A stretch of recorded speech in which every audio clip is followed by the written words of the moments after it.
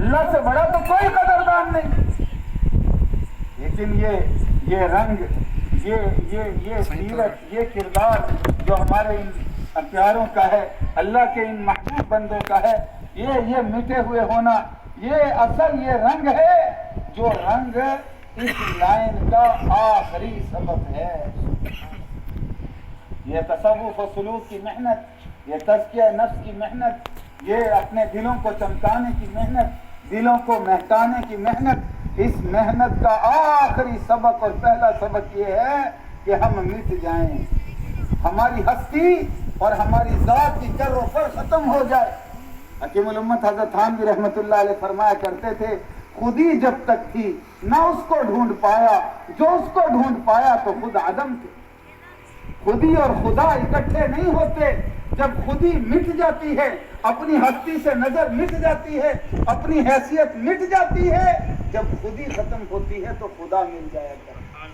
اس لیے حضرت مولانا قاری محمد اجمل خان صاحب رحمۃ اللہ علیہ لاہور والے، جو جمعیت علماء اسلام کے اپنے وقت کے نابغہ روزگار خطیب تھے، شیخ الاسلام مفتی تقی عثمانی صاحب جامع خیر المدارس میں بیٹھے، ہمارے استاد مولانا اسماعیل صاحب رحمۃ اللہ علیہ سے میں نے سنا کہ ہم بھی جلسے میں تھے، تو وہ اس وقت حضرت مولانا قاری اجمل خان صاحب کا بیان ہو رہا ہے جامع خیر المدارس میں، اور بڑے بڑے زعماء ملت، مشائخ ملت، اکابرین ملت تشریف فرمائے. علی شیخ الاسلام بیٹھے، تھوڑی دیر بعد فرماتے بس اس کو یہاں سے وہاں چلتے ہیں. کہا قاری اجمل خان صاحب یہاں دور بیٹھنے نہیں دے، وہ تو کھینچ رہے، وہ بیٹھنے نہیں دے. قاری صاحب اکثر ایک شعر پڑھا کرتے تھے، فرماتے تھے تیری پسند جدا، میری پسند جدا، تجھے خودی پسند، مجھے پسند خدا. خودی کی محنتیں اور ہوتی ہیں، خدا پاک کو پانے کی محنتیں اور ہوتی ہیں، اور جو اس کو پا لیتا ہے اللہ اس کو زمانے میں چمکا کر دکھاتا ہے. ہمارے بزرگوں میں حکیم الامت حضرت تھانوی رحمۃ اللہ علیہ سے حضرت مولانا سید سلیمان ندوی رحمۃ اللہ علیہ، جو اپنے وقت، اپنے زمانے، اپنے عصر کے نابغہ روزگار علمی شخصیت تھے، بر صغیر نہیں عالم اسلام میں ان کا ایک عظمت کا وقار کا ایک ان کا نام تھا.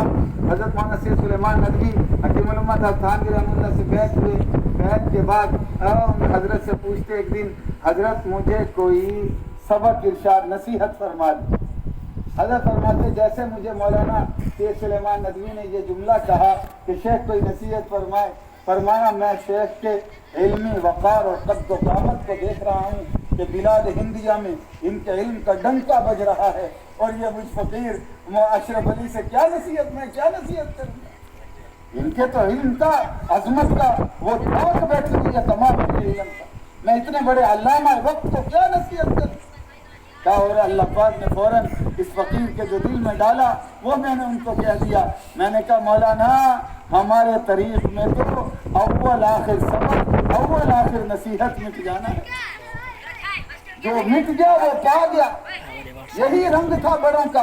اس لیے حدیث میں آتا ہے نبی مکرم رسول انور صاحب الجبین الاظہر محمد رسول اللہ صلی اللہ علیہ وسلم، جو اللہ کے بعد سب سے بڑی ہستی ہیں، سب سے زیادہ مکرم ہیں، سب سے زیادہ محتشم ہیں، سب سے زیادہ معظم ہیں، سب سے بڑے ہیں، وہ مجلس میں یوں تشریف فرما ہوتے تھے کہ آنے والے کو بعض دفعہ پوچھنا پڑتا تھا کہ رسول پاک صلی اللہ علیہ وسلم کہاں ہیں. ایسے یوں سادہ کوئی امتیازی شان نہیں تھی. یہ رنگ ہے اصل، یہ وہ رنگ ہے کہ جس کو کہا جا سکتا ہے صبغۃ اللہ ومن احسن من اللہ صبغۃ. اور یہ ہمارے بڑوں پر یہی رنگ تھا. یہ وہ رنگ کے کچھ چھینٹے ہیں جو اللہ کے ان پیارے ان چھوٹوں پر نظر آتے ہیں. یہ ان بڑوں کی ان علاقے میں ان مخدومین گرامی مخدومین علاقہ کی کاوشوں، دعاؤں کا اور ان کی محنتوں کا ثمر ہے جو ایسے نوجوان رجال اللہ اللہ تعالیٰ نے ہمیں دیکھنے کو دکھا دی. ہمارے بزرگوں میں حضرت مولانا قاسم نانوتوی قاسم العلوم والخیرات حجت الاسلام والمسلمین رحمت اللہ علیہ کے بارے میں حضرت مولانا جو ابھی حال ہی میں کچھ ماہ پہلے انتقال ہوا، ہندوستان میں دارالعلوم کے مفتی اعظم اور دارالعلوم کے شیخ الحدیث اور ہندوستان کی سب سے بڑی جنہیں کہا جا سکتا تھا، حضرت مولانا مفتی سعید احمد صاحب رحمت اللہ علیہ پالنپوری رحمت اللہ علیہ دارالعلوم کے شیخ الحدیث تھے.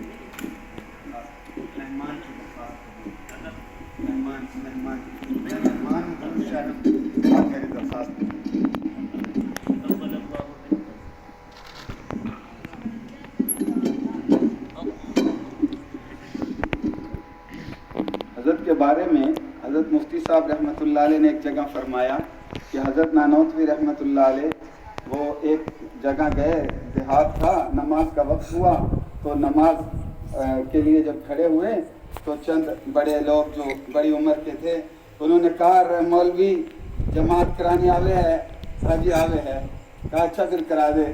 تو وہ آگے کھڑے ہوئے، حضرت فرماتے ہیں اللہ کا نظام، حضرت نانوتوی رحمۃ اللہ علیہ نے رکعت باندھی، پہلی رکعت میں سورۃ الکافرون پڑھا، پھر دوسری رکعت جب شروع کی تو ایک دم پھر فاتحہ کے بعد اچانک قل یا ایھا الکافرون پھر ہو جاتا ہے کبھی بھولے سے بھی ذہن تھوڑا سا ادھر ادھر، لیکن پھر وہی سورت پڑھ دی، گویا کہ پہلی رکعت میں بھی سورۃ الکافرون، دوسری رکعت میں بھی وہ ایک ہی سورت پڑھ دی۔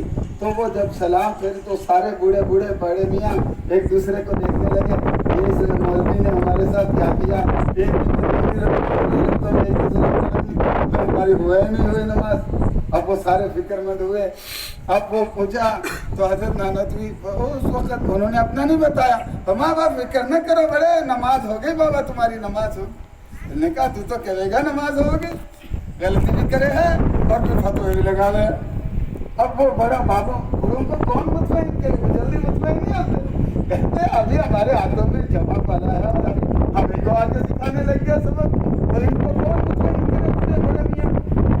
اب یہ کہتے ہیں کہ یہ انہوں نے آپس میں مشورہ کیا، سارے گاؤں کے بوڑھے اکٹھے ہو گئے، اہل حقہ کی مجلس لگی، کہتے اہل حقہ کی مجلس اور بڑا ہوتا ہے اور پوکھری بزرگاہ اور پنچایت ہوتی ہے، رلیاں چلیاں لگی ہوئی، تو وہ اہل حقہ کی بوڑھوں کی مجلس لگی اور سارے گاؤں میں تذکرے شروع ہو گئے، اس مولوی نے آج کیسی نماز پڑھائی۔ لیکن یہ مسئلہ ان کے لیے تھا جو پرانے بوڑھے تھے، آج کل کے لوگوں کے لیے کوئی خاص مسئلہ نہیں ہے، کیونکہ ہم سب کو تقریباً سورۃ قل ھو اللہ آتی ہے، اور کوئی نہیں آتی، اس لیے ہر نماز کی ہر رکعت میں ہمارے پاس یہ اللہ کا شکر ہے، قل ھو اللہ احد، اللہ کا تعارف ہے، قل ھو اللہ احد اللہ الصمد لم یلد ولم یولد ولم یکن لہ کفوا احد، یہ ایسا تعارف ہے اللہ نے اپنے پیارے حبیب کے ہر کلمہ پڑھنے والے کو، وہ امیر ہے، غریب ہے، رئیس ہے، حاری ہے، رعایا ہے، حاکم ہے، وہ جو بھی ملازم ہے، اللہ نے ہر ایک کو اپنا یہ تعارف سکھا دیا۔ اللہ پاک کا اس پر شکر ادا کرنا چاہیے کہ چلو شکر ہے یہ تو آتی۔ اب وہ دن میں صبح کو 8-10 سارے گاؤں کے بڑے بڑے بابے بوڑھے وہ لاٹیاں لے کر دارالعلوم میں پہنچ گئے، اور اندر جا کے سب سے بڑا مولوی کدھر ہے، ہاں دارالعلوم میں جا کے پوچھیں، اور وہ دارالعلوم کا بڑا ادارہ کا سب سے بڑا مولوی کدھر ہے، اور وہ سب سے بڑا مولوی انہوں نے کہا ادھر ہے ادھر۔ اب وہ جو ایک دم وہ کمرے میں حجرے میں پہنچے، سارے دروازہ جو کھولا اندر دیکھا تو وہی حضرت نانوتوی رحمۃ اللہ علیہ وہی بیٹھے تھے جنہوں نے نماز پڑھائی تھی، اور ساروں نے کہا سب سے بڑے مولوی صاحب کا تو وہی کمرہ ہے۔ اب وہ جیسے گئے، بجائے سوال کرنے کے ایک دوسرے کو دیکھنے لگے کہ اب کیا بنے گا، یہ تو وہی بیٹھے، تو بجائے سوال کرنے کے کسی نے بعض نے کہا ارے بھائی یہ کہیں بتا دیا ہوتا تو سب سے بڑا مولوی ہے، ہمیں اتنی ضرورت ہی نہ پڑتی، ایسے اپنے آپ کو چھپایا، اپنے آپ کو مٹایا، یہ ہمارے اکابر کا امتیازی وصف اور امتیازی نشان تھا۔ حضرت فرماتے ہیں کہ ایک دفعہ نانوتا کی طرف جا رہے تھے اپنی بستی کی طرف، تو وہ ایک صاحب گنے کا گٹھا اٹھا کر وہ سر پر رکھ کے لے جا رہا، وہ راستے میں اس نے گنے بیچارہ نیچے بھی رکھتا ہے، پھر اٹھاتا ہے، پھر تھوڑا سا چلتا ہے، وہ بھاری تھے، پھر تو حضرت ذرا اچھی صحت میں تھے، وہ ذرا تھوڑا سا سیانی عمر کا تھا، فرمایا لگ رہا گنے اٹھ نہیں رہے، میں ذرا مدد کر دوں آپ کی، کہا ہاں بھی اٹھا دے، اللہ تجھے خوش رکھے، لے کے چل۔ کہاں جانا ہے، کہا میں نے تو وہاں جانا ہے نانوتا میں، کہا وہاں کس کو، یہ گنے کہاں لے کے جا رہے ہو، کہا میں نے سنا وہاں وہ نا مولوی قاسم روے ہے جو بڑا مولوی ہے، بڑا اچھا بندہ ہے، اس کو گنے دوں گا یہ جا کے سارے، مولوی قاسم کے لیے میں نے خود توڑے ہیں اور گٹھا بنایا کہ مولوی قاسم کو یہ ہدیہ دوں گا، یہ تحفہ۔ اب حضرت تو نہیں بتایا اپنا، وہ گنے اٹھائے اور حجت الاسلام والمسلمین رحمت اللہ علیہ گنے کا گٹھا اس کے ساتھ اٹھا کے جا. اب وہ جو ہے چھتے والی مسجد آئی، وہ علاقہ آیا حضرت نانوتوی کا، تو وہ اس کو باہر وہ گٹھی رکھی، کہا بھی یہ پکڑو بھی اپنا گٹھا سنبھالو اور میں تو جا رہا ہوں، دے دینا خود ہی جا کے تلاش کر کے. اور ایک دروازے سے اندر داخل ہو گئے. اب وہ بندہ وہ پتہ چلا کہ یہ مسجد ہے، وہ مسجد میں آیا اور اس نے آ کے پوچھا کہ وہ مولانا مولوی قاسم کون ہے. آیا سیدھا ادھر ہے، وہ سیدھے اندر آ گیا کہ یہ مسجد انہی کی ہے. آگے دیکھا تو حضرت نانوتوی وہی بیٹھے تھے جو گٹھا سر پہ اٹھا کے لائے تھے. کہا میں ہی قاسم ہوں، میں ہی قاسم نانوتوی ہوں، دے دے. ہاں گنے اچھے دیکھ کے نا گنے چوسنے کو تیرا دل کرے، اس لیے تو ہی مولوی قاسم بن گیا. راستے میں تجھے میں نے کیا بتا دیا کہ مولوی قاسم کے لیے گنے لایا ہوں، تو خود ہی مولوی قاسم بن گیا. نے بیان نہیں بدل دیا، خود ہی بن گیا. کہا نہیں بھائی. اب وہ باہر نکلا، لوگوں سے پوچھتا ہے، طلباء سے پوچھتا ہے جو وہاں، انہوں نے کہا یہی ہے مولانا قاسم نانوتوی. تو کہتے ہیں آ کے قدموں میں گر گیا. کہا مولوی قاسم جو تیرے بارے میں سنا تھا تو اس سے بہت بڑا نکلا، بہت بڑا نکلا. مولوی قاسم مجھے معاف کر دے، میں سارے راستے تیری احانت کرتا رہا. وہ بول جو مجھے سر پر اٹھا کے میرے وقت کے اس امت کے نابغہ روزگار شخصیت کے کندھوں پر اٹھا کے لے گئے. یہ ہمارے بڑوں کا رنگ ہے. اس رنگ کی کچھ جھلک آپ کو ان بستیوں کے ان باخدا اور خاصان خدا جن کی تربیت اپنے وقت کے اس خطے کے امام الزاہدین قدوۃ العارفین، وہ جو اپنے وقت کے قطب وقت تھے حضرت سائیں حسن صاحب عباسی نور اللہ مرقدہ، یہ ان کی تربیت کے اور ان کے بنائے ہوئے یہ وہ چمکتے تابندہ درخشندہ چراغ ہیں. یہ ان کی صحبت یافتہ یہ کچھ فقیر ہیں. خدا کے لیے ان فقیروں کی اس زندگی میں ان کی قدر کر لو. زمانہ بڑا رنگ باز ہو گیا، بڑے رنگ آ گیا زمانے کے. اللہ کے لیے یہ واصل رنگ ہے، جس پر یہ رنگ چڑھ گیا وہ انشاءاللہ کامیاب ہوگا. اللہ ہمیں اپنے اس رنگ میں رنگ دے. اور جو ان کی درد ہیں، ان کی محنت ہے، یہ دیکھو کتنی سی چھوٹی سی مسجد، چھوٹی سی جگہ، اس کے ارد گرد کوئی کمرشل ایریا نہیں ہے، کوئی بڑے پلازے نہیں ہیں، سارا یہ کھیت کھلیان ہے. آپ لوگ دعا کریں، محنت کریں. اللہ تعالیٰ جن کی یہ زمینیں ہیں، اللہ انہیں توفیق دے کہ یہ جو درد اور غم لے کر اٹھے ہیں، اے اللہ ان کے درد میں شریک ہوں. اللہ اس جگہ کو جیسے پہلے جب میں آیا تھا تو یہ رنگ نہیں تھا، اب اس کا رنگ بدل گیا. یہ اللہ کے ذکر کی برکات ہوتی ہیں، اللہ کی یاد کی برکات ہوتی ہیں، اللہ والوں کے آنے کے ثمرات ہوتے ہیں. اس کا رنگ آپ کو بھی بدلا ہوا نظر آ رہا نہیں آ رہا؟ سال پہلے ایسے رنگ تھے نہیں، اب رنگ بدل گیا نا. جس رب نے یہ رنگ بدلے ہیں، دعا کرو اللہ اس زمین کا حجم اور اس کا ایریا بھی اللہ بدل دے.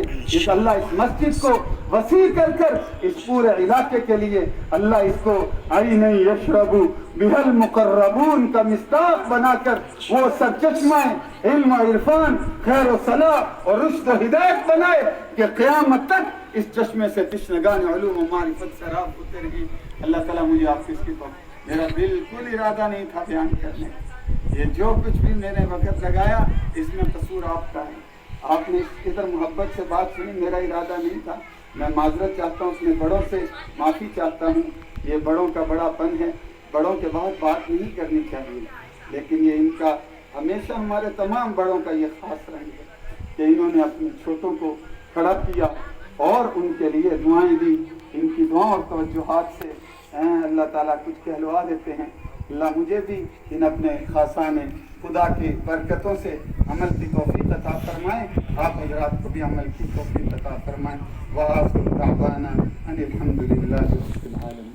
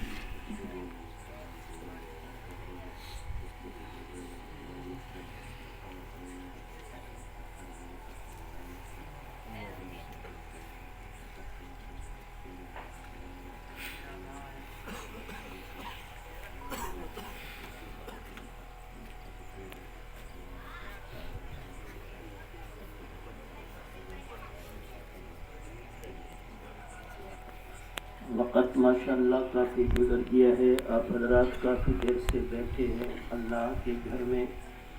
جیسے حضرت فرما رہے تھے کہ اس کا پتہ تو اب نہیں، اس وقت کا پتہ اس دنیا کی آنکھ کے بند ہونے کے بعد پتہ چلے گا کہ ہمارا یہ وقت کتنا قیمتی بنا ہے اور رات کا کافی حصہ بیت چکا ہے. اس لیے تمام حضرات درود پاک پڑھ لیں. نبی پاک صلی اللہ علیہ وسلم فرماتے ہیں درود پاک دعا کو پر لگا دیتے ہیں. اور ہمارے اکابرین علماء دیوبند نور اللہ مرکزہم، ان حضرات کا طریقہ کار یہی تھا کہ دعا مانگنے سے پہلے امام الانبیاء صلی اللہ علیہ وسلم کی ذات پر درود پاک پڑھتے تھے اور آخر میں بھی دعا کے بعد درود پاک پڑھ کر دعا کو ختم فرماتے تاکہ دعا اللہ کے ہاں جلدی قبول ہو جائے. جیسے حضرت فرما رہے تھے، میں بھی ایک گزارش تمام ساتھیوں سے کرتا ہوں. آپ کے علاقے میں یہ محنت جو مولوی امام الدین صاحب فرما رہے ہیں، اگر آپ سارے مل کر اس کے ساتھ محنت کریں گے تو کہتے ہیں نا ایک ایک ہے 2 11 بن جاتے ہیں. تو آپ بھی اس کے ساتھ ہر طرح سے تعاون فرمائیں. مالی تعاون بھی ہمارے ایک استاد ہیں حضرت مولانا منظور احمد نعمانی دامت برکاتہم العالیہ، وہ فرماتے ہیں لوگوں اپنا مال اہل حق اہل اللہ پر خرچ کرو، اور جب تم اپنا مال اہل اللہ پر خرچ کرو گے اللہ تمہارے مال میں صرف برکت نہیں تمہاری نسلوں میں بھی برکت عنایت فرما دے گی. یہ اہل حق کی اہل اللہ کی نشانی یہی ہے. آپ حضرات کو یہ نہ سمجھیں کہ ہمارا احسان ہے کہ ہم مسجد میں بیٹھے ہیں. احسان اس کا ہے جس نے آپ کو یہاں بلا کر بٹھایا. اس کے ہم جتنا بھی شکر گزار بنے کم ہے. اس لیے اس نے محنت کر کے بغیر کسی لالچ کے ہمیں بلایا ہے، بٹھایا ہے، اور بظاہر ہم یہ سمجھتے ہیں ہمارا بہت زیادہ وقت خرچ ہو رہا ہے، لیکن اللہ جل جلالہ کے ہاں یہی وقت ہمارا بن رہا ہے. اللہ تعالی ہمیں ان کے ساتھ شانہ بشانہ مل کر بھاگ دوڑ کی، اور اسی طرح محفلوں جمانے میں جتنے اخراجات ہوتے ہیں ایک آدمی کے بس کی بات نہیں ہوتی، اور وہ بے شک نہیں مانگتے. اللہ کا کام اللہ سے مانگنا ہے، لیکن ہمارا کام کیا ہے جی ان کے ساتھ اپنا مال لگا دینا تاکہ یہ ہمارا کام ہمارا مال اچھے راستے پر خرچ ہو جائے. اس لیے کوشش یہ کیا کرے جب بھی اس طرح کا کوئی پروگرام ہو ان کو کہنے کی ضرورت نہ پیش آئے، تم حضرات ہی ان کے ساتھ، بلکہ ایسے لوگ بھی پوچھ لیں مولانا آج جو مہمان آ رہے ہیں کیا پکانا ہے. ہمارے گھر سے اگر مہمانوں کا اکرام ہو جائے تو بہت اچھا ہے، اور ہمارے گھر سے اگر چاول ان آنے والے دوستوں کے لیے پک جائے تو بہت اچھا ہے. اس طرح معلومات کر کے اپنی دی ہوئی اللہ کا دیا ہوا رزق یہاں پر خرچ کیا کرے تاکہ اللہ تعالیٰ اس کام کو مزید آگے ترقی نصیب فرمائے. الحمدللہ رب العالمین والصلاة والسلام علی سید المرسلین وعلی آلہ وصحبہ ومن تبعہم اجمعین الی یوم الدین. اللہم لک الحمد ولک الشکر، اللہم لک الحمد ولک الشکر، اللہم لک الحمد کلہ ولک الشکر کلہ. ربنا آتنا فی الدنیا حسنہ وفی الآخرۃ حسنہ وقنا عذاب النار.